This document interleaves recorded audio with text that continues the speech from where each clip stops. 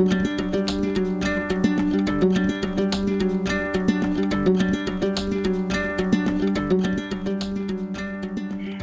New Year! It's 2023 and we are glad to be back.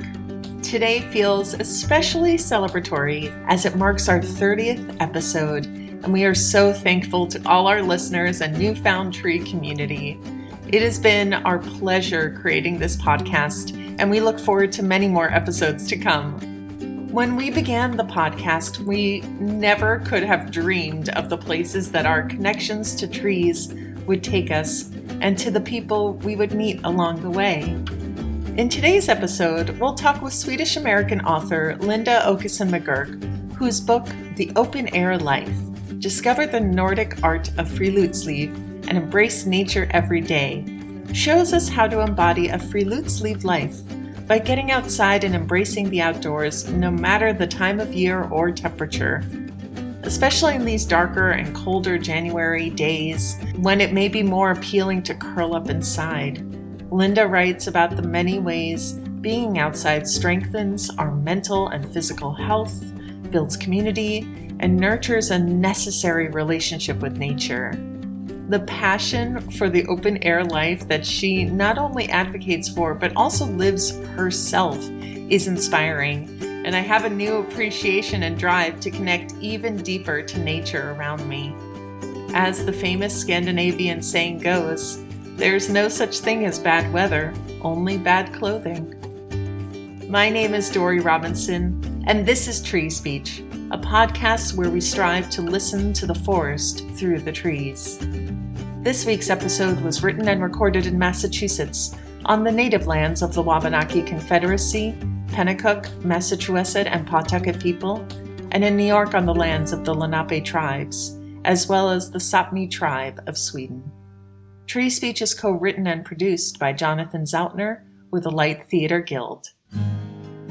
The Norwegian concept Friluftsliv means open air life, or free air life, or fresh air life. The word was first published by the famous playwright Henrik Ibsen in a poem in 1859, which reads, "In the lonely cedar corner, my abundant catch I take. There's a hearth and a table, and Friluftsliv for my thoughts." Friluftsliv far predates this poem and has been in the Norwegian society for over 5,000 years. The Norwegian government defines this as embracing nature and enjoying the outdoors as a way of life, a possibility of recreation, rejuvenation, and restoring balance, among other things, a way of returning to our true home, where humans and nature intersect and the value that is created in those meetings. Linda Åkeson McGurk's previous book is a nature-centric parenting memoir, There's No Such Thing as Bad Weather, a Scandinavian mom's secret for raising healthy, resilient, and confident kids from Friluftsliv to hygge. And she and her books have been featured in several leading American magazines, newspapers, and online sites, including the Wall Street Journal, the New York Times, Psychology Today, Orion Magazine, Tree Hugger, and many more. Linda lives in Sweden but had spent 15 years in Indiana, where she sorely missed the relationship with land she had previously had in Sweden, with forests, streams, and mountains quite nearby. But that's part of what is so wonderful about Friluftsliv. It can happen in one's backyard. All connection with nature is valuable. This is the heart of Linda's work, to continue to find ways, both big and small, to be within our natural environments, jumping in puddles, digging in dirt, climbing to the tops of mountains, conducting business meetings while on a walk, or sleeping outside under the stars are all possible ways to lead to an open-air life. Speaking with Linda was an absolute pleasure. So many of my own personal values, such as being outside, communing with trees, finding ways both big and small to learn about nature, are what she speaks about and lives every day. I hope you find our conversation as enlightening as I did. Let's listen.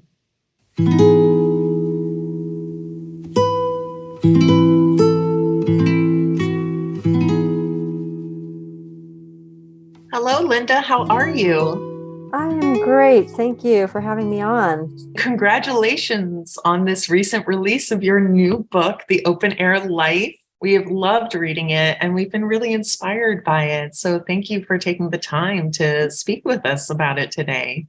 Thank you so much. That was the purpose of the book, really to inspire. So it makes my heart happy to hear that it's having the intended results. Very much so. And it's not a concept that is very prevalent in such a thoughtful, put together way. So could you describe for our listeners what the open air life means to you? Yeah, of course. Open air life. So that's sort of my translation, loose translation of the Swedish word Friluftsliv, and that roughly translates to open air life. And it really goes back to the 1850s when people felt like, industrialization and urbanization were sort of starting to take their toll on people, and they were sort of seeking out the countryside and trying to reconnect with the lifestyle that they used to have. And so that's sort of very briefly the history of it. Since then, it's been just a lifestyle here in the Nordic countries that I grew up with.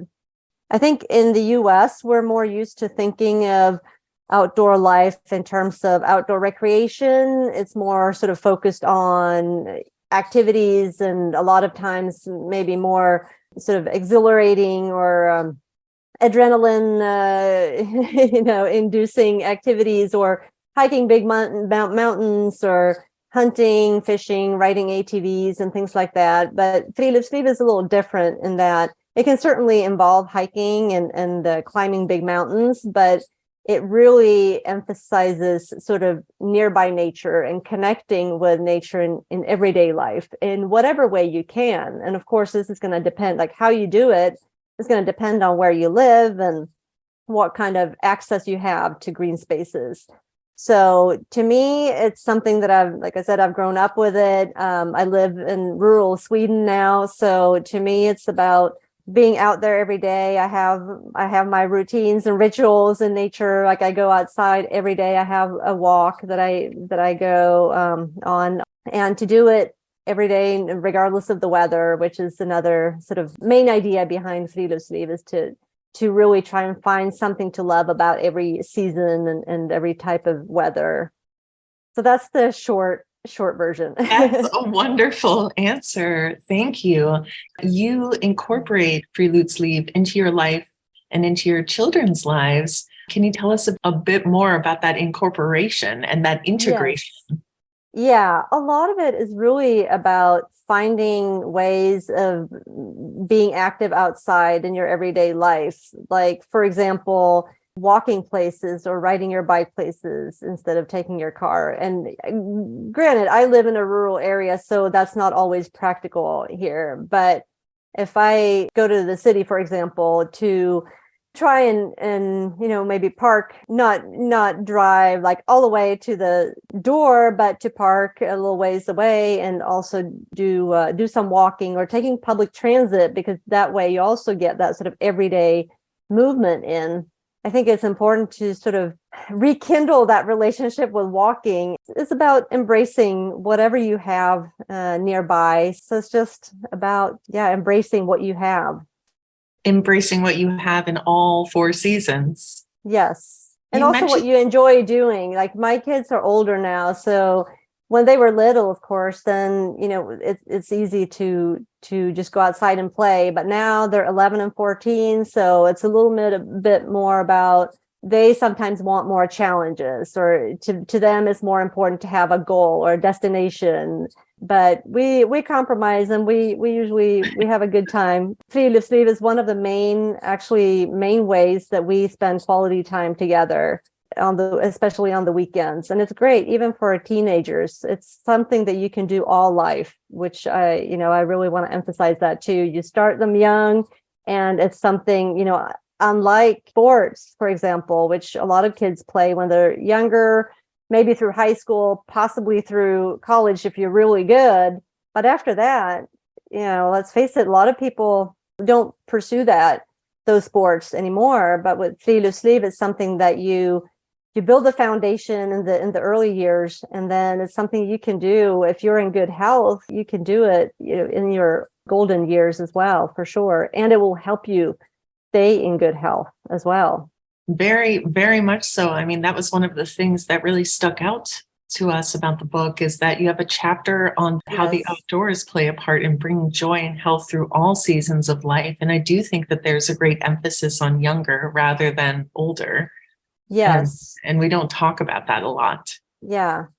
And unfortunately, with a lot of nursing homes and institutions like that, it is always hard to find the time and staff to provide residents with experiences like that. But in Sweden, Friluftsliv is such a strong part of the tradition here that they really try to provide the elderly with walks or being able to be outside and do some gardening. You're seeing like greenhouses and they're out there grilling, and they have all kinds of fun outdoor activities for the elderly. And it's just a good idea all around. It makes them happy, but it also, studies have actually shown that, by bringing in more, like gardening and time for the elderly to be outside, they need less medication, and their symptoms of stress and anxiety go down. So it's really a win-win, I think, for everybody involved. Do you remember when you first became acquainted with Friluftsliv as a concept, or was it always there? My grandparents took me to Swedish Lapland, which is the mountainous area north of the Arctic Circle. And so I think that's going back through memories, that's probably the trip that has sort of meant the most to me. But I don't know that it's because of the memories that I have from that trip, because I was only 3 years old at the time. But there were pictures that it sort of became, we kept revisiting this trip, my grandparents and I was very close to my grandparents. And I think it's because we know that not only spending time in nature, but when you spend the time with people that you're close to, that you love, that really amplifies the experience, and that makes you even more attached to the place. What an extraordinary thing that it's so multi-layered, that it's the memories of your grandparents, it's the memories of the land, it's the memories that come again and again through the photos. That's sort of how life is you experience something once and then again and again, physically, emotionally, mentally. Yeah. And eventually your memories and the pictures and it all kind of blends together, and you don't know exactly what's memories and what's, what came from the slideshows in your grandparents' basement. But it doesn't really matter, because what matters is that, I have this place in my heart. I just love it. Like every time I come up there and I see the same scenery that I had in that my grandparents had in their pictures, like it gives me goosebumps every time. It gives me goosebumps just talking about it. It's that profound to me. And it's giving me goosebumps just hearing about it. I mean, those are the stories that really shape us. Those are the stories of our souls and become who we are. Yeah, and so it comes naturally to me to try and create those stories for my kids, and that's been a main driving factor behind me trying to make sure that my kids too have this sort of deeper relationship with nature, because that's really what Friluftsliv is about. Really feeling that nature is home. It's not just an abstraction in a textbook. It's the place where we came from, and it's a place where we at least should feel at home. And the more you practice Friluftsliv, the more comfortable you will be, because a lot of people today, unfortunately, as we've become alienated from nature, over 80% of us in the developed world at least live in cities today, and we spend so much time indoors and we're plugged into all our devices, and there's just so much to gain from sort of digging into that evolutionary past of being out there. That's something you emphasize in the book, is that it's a practice, which is such an important point. I mean, the fact that we do exoticize, national parks, and we think of nature and these things as being far away and hard to touch. And we forget that there is so much locally, and there's so much we can do locally and ways that we can be involved locally. One story from your book that really hit me was the person who wanted to sleep outside once a week, every week for a year. And because of work, he ended up doing so, not necessarily far away, but finding the beauty and the open air life within the city, whether it was backyards or playgrounds and I think that we think it is far away always, and we miss what's beautiful right here. Yeah, I mean, I've had some amazing campouts with my girls without leaving our deck. We've even, slept on our outdoor furniture sometimes, and just because there's been a starry night. There was a night just now in September when my 14-year-old looked up at the night sky. We were sitting in our living room and she said, "Mom, have you seen the sky tonight? It's so beautiful. Just look out there. Can we sleep outside?" And at first, I just didn't feel like it at all. I was like, comfortably seated on the couch, watching a show or whatever, not in the mood at all. But then I took a look at the sky, night sky too, and I was like, this is really something. It was so pretty. It was just so many stars out, and I just felt like, well, my 14-year-old just asked me to sleep outside. I can't deny her this. So I just pulled myself together, and we ended up sleeping on our couches on the deck that night. And it was beautiful just to be able to go to sleep and have that sort of as your backdrop. That alone, just it's moving, and it's awe-inspiring for sure. Anytime you look at the night sky, I think. And I'm not typically like a religious person, but I look at the night sky and I'm like, it's so it makes me very, very humble, and understanding that I do not understand a lot of life's mysteries. And so that's what so to me, Friluftsliv is very much spiritual too. It's a way that I, even though I don't have like an affiliation with a church per se, I like being out in nature because it makes me feel part of. I mean, and this sounds super cliche, but it's so true. It makes me feel part of something greater than myself. Something that's been there for eons before me, and will still be there long after I'm gone. And there's something to that makes you humble. Oh, very much so. I mean, nature is so full of awe. For us, it's very much trees that are awe-inspiring. That's what we go to and think of. And you mentioned that trees have a special standing with the open air life. Can you tell us about caring trees? It's such a wonderful concept.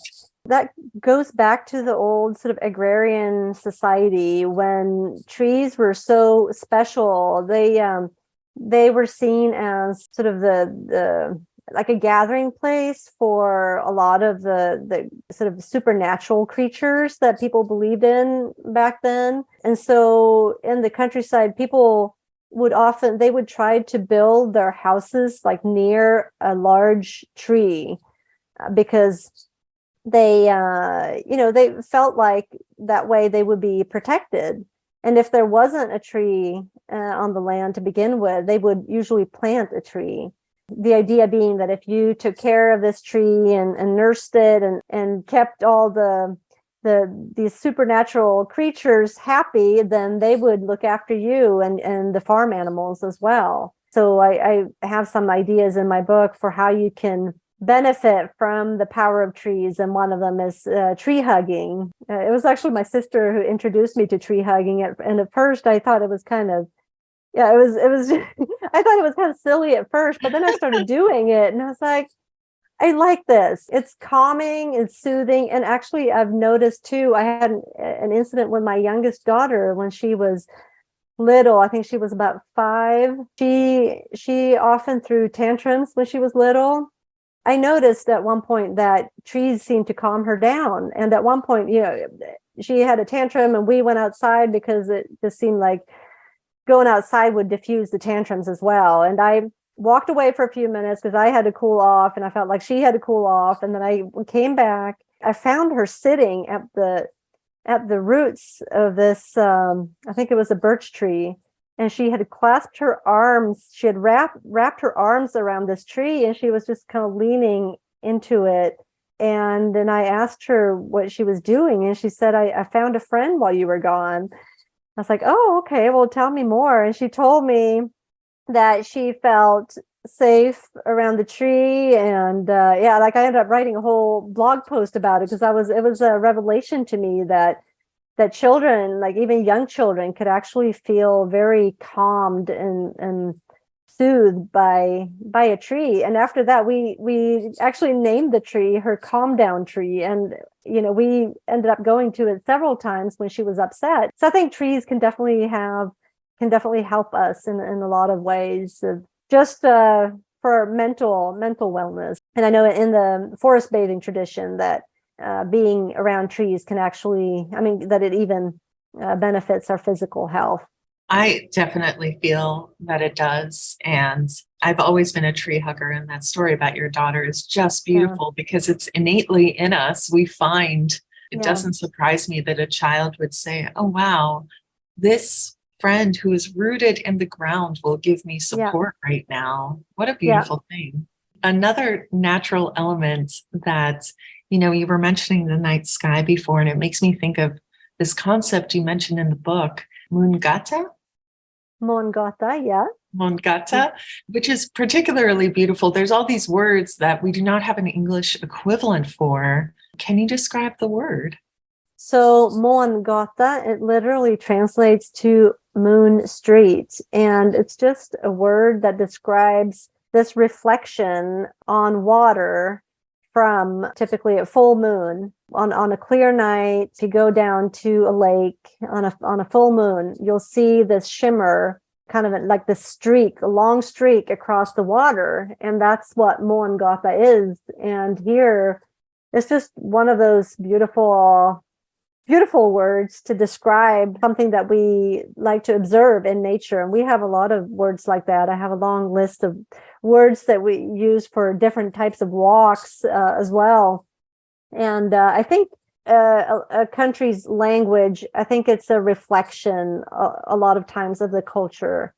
So I'm not surprised that we have all these words to describe different natural phenomena in Sweden. And another one is ice singing, which is another thing that it's the sound that ice makes when it contracts and expands.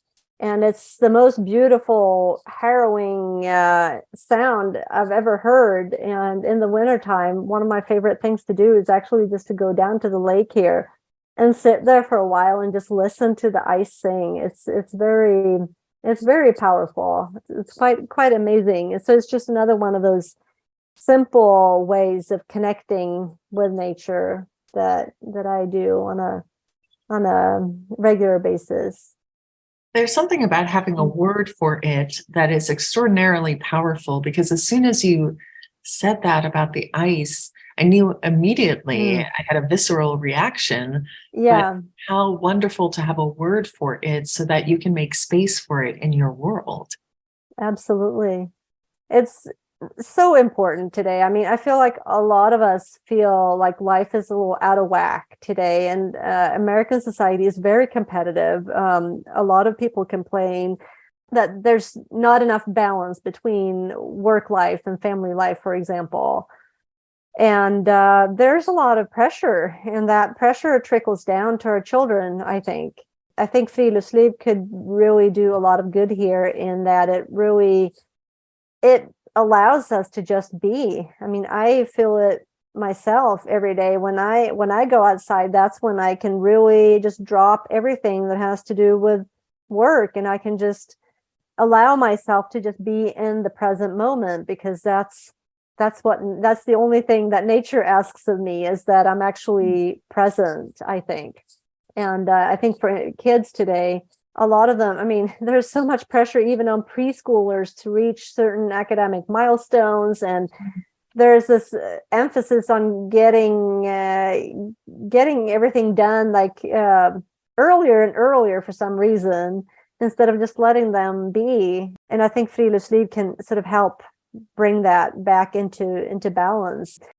Well, we have barely scratched the surface of the content in this book, which is filled with such interesting and informative stories and recipes and anecdotes, and truly serves as a how-to guide with everything that you would need to know to practice any level of Friluftsliv. It's definitely pleasing to look at, to hold, to flip through, and to read cover to cover. Linda, do you set New Year's intentions or have goals for this coming year? Yeah, I usually do either like a challenge or some intention for the new year. And so usually I try to do something that is sort of meaningful, and also something along the lines of making our lives a little more sustainable. For this year, we're going to try and do the 1,000 hours outside challenge, my daughters and I felt like we needed maybe a little more motivation, or that they needed maybe a little more motivation. And so I told them about this challenge and they actually jumped on it. So we're going to do that. How exciting. Well, good luck with that. Thank you. Linda, it's been a real pleasure to speak with you today. You are an inspiration, and you're a leader who so thoughtfully and gently is able to guide us from very young to older in age to live our best possible lives, and to remind us what is important, spending time in the outdoors, no matter the season or weather, and sharing that experience with the ones you love, just like this 1,000 hours challenge ahead of you. Yeah. So thank you for your work and for being with us today. Thank you. It was my pleasure.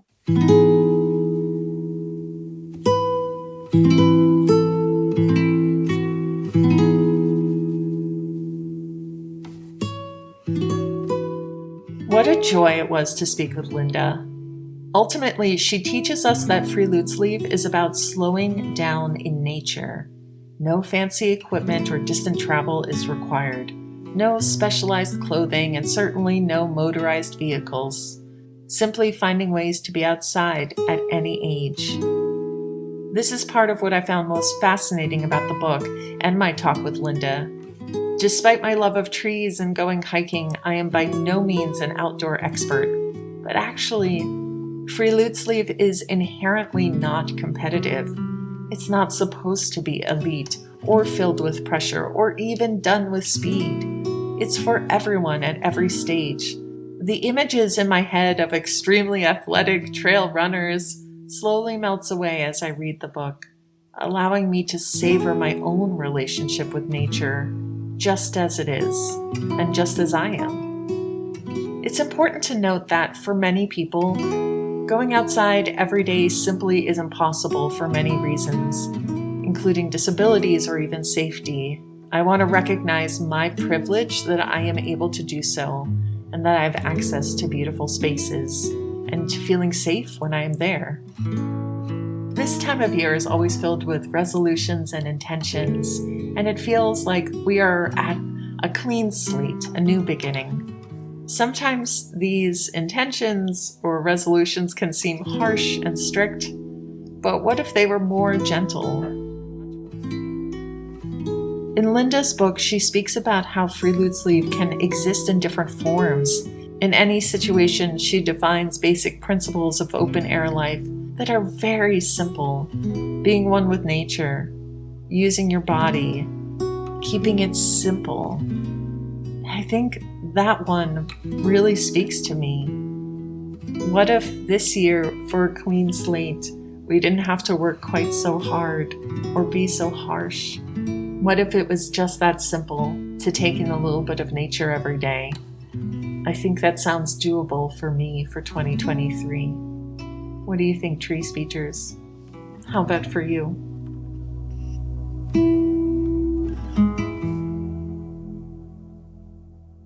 Thank you for joining Tree Speech today. We'll have more information about Linda Åkeson McGurk and her work in our show notes. To learn more about our podcast and episodes, please visit treespeechpodcast.com.